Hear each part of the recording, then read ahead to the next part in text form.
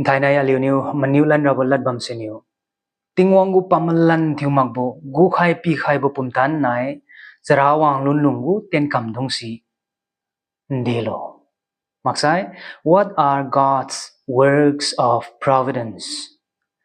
tingwang gu pamalan thiu mak bo gu khai pi khai bo pumtan nai pu gu Charawang-lunlung gu tienkam dong si ra pu gu masan thu bo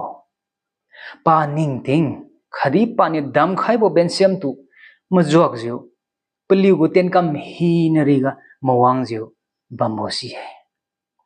God's works of providence are His most holy, wise, and powerful, preserving and governing all His creatures and all their actions. Aliu the thoi lui kai khat ataim ngiu kriu chen yaga the thoi lui kai khat mandai makai mandai ga Azaya makai te chat gu makai skiu ga Hebrew mai khat gu sum ga the thoi lui kai khat ju sum gu kriu skiu ga